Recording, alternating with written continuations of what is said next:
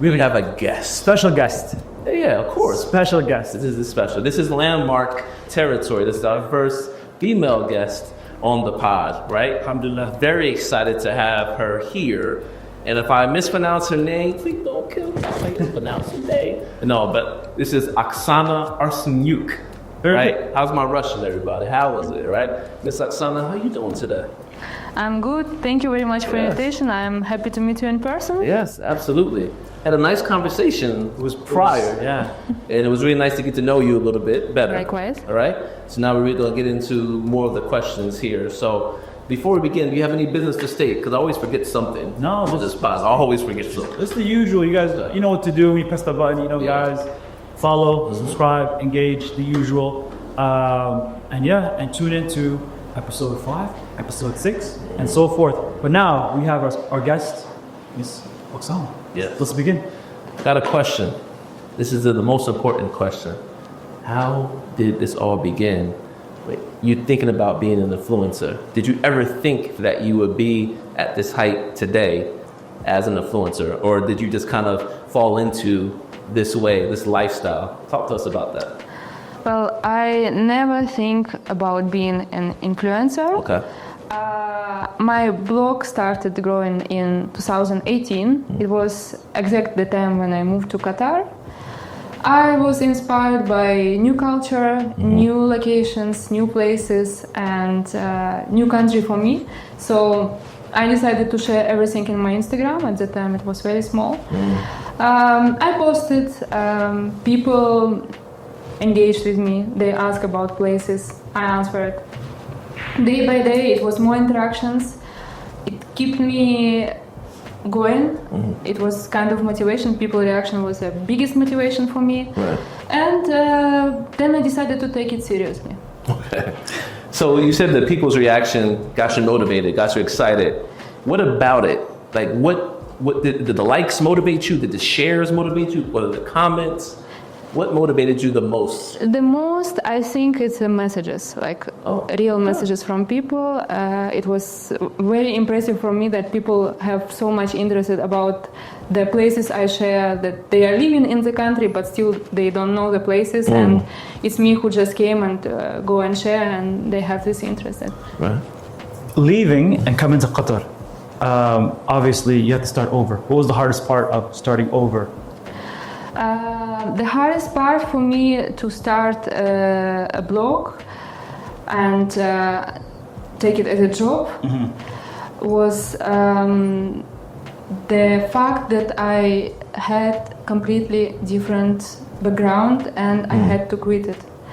I had a very good and strong career in Russia. I was working in the bank. And yes, and for many people, for my family members, for friends who knew me as a woman from Russia, banking background, for them it was very difficult to understand that I started something different, completely different for me. To start a blog for many people, it's still like a hobby. But actually, I try to explain them that as any job, working in social media, it requires the same things. It requires discipline, business smarts, working in competitive field, motivation, and sometimes maybe my content looks beautiful and relaxed, but sometimes I have stressful days in my... Every job has stress. You're absolutely right. I do have a question about this though, because in America, Canada, we see this a lot where people who are working, right? So you say you're working at the bank. Exactly. People working full-time job, but they're doing TikToks, after work, doing work. In America, there's a big culture of doing a TikTok in your car, right? If you were eating in the car, reacting in the car, if you were getting fired for it, right? So when you were doing it and you were kind of balancing working at the bank, and then also you started your influencer, style, did you ever get in trouble? Did someone ever tell you you can't do both, or did no one know anything was happening? I actually started when I already quit banking. So the point is, I had opportunity to continue my banking career because I had very big experience in Russia. But because I started blogging and I had good interaction with people, I feel motivation to continue. Yes. That's a big decision you made because you had a full-time job and to stop that, to follow your passion, it's very, very like, how do I say it? I applaud you. Applaud you, yeah. Many people don't really follow their passions.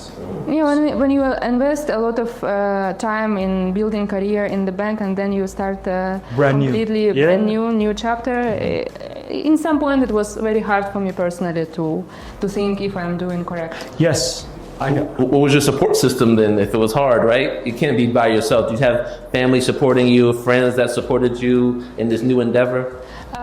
The biggest supporter at that time until now, it was my husband. MashaAllah. Nice. Yes. so- Shout out to Hear him. it. Shout out to husband, mashallah. To you, brother. You know, coming from Russia, different culture, different country, and then coming to Qatar, how does that feel? Like, what was the cultural shock to you? Like, what did you first realize? Because now, mashallah, you are, I think outside, you told me now you're 7 years. Now you're pretty much Qatari, you know? You're pretty much part of the culture now. Here's your bio. full of wardrobe at home. Yeah. So like, how did you now? So you new career inshallah back then, and then now new culture. How did that change you?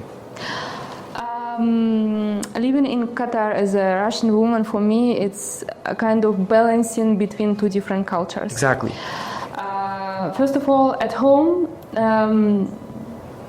I try to keep my Russian culture alive. Yes. I try to cook Russian dishes for my husband and his relatives.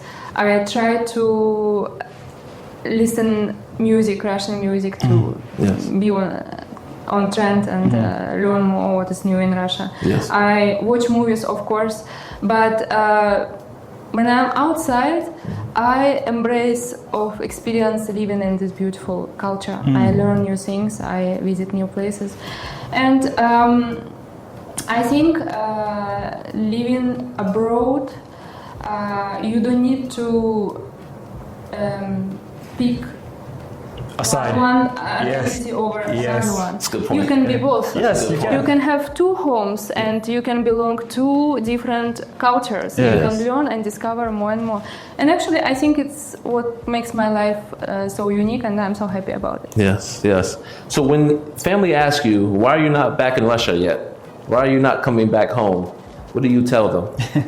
Because you know they're asking that question. I try to visit my family once a year in the hottest time of the year in Qatar, in August. Yes. But most of the time, even in August, we are all the time busy here in Qatar, influencers. I like how you said you can have two homes, because just because you're living in this country, you never lost your identity back home. And you're still maintaining identity, whether it's the food, it's the language, it's the culture, it's the fashion. You are still, at the end of the day, Russian. And home is, as expats, home is something that we are always trying to define, because is home a feeling or is home a place? Yes. You know, so I really appreciate how you answered that question, and you said, why can't I be from both places? Yeah, that's expatriates life.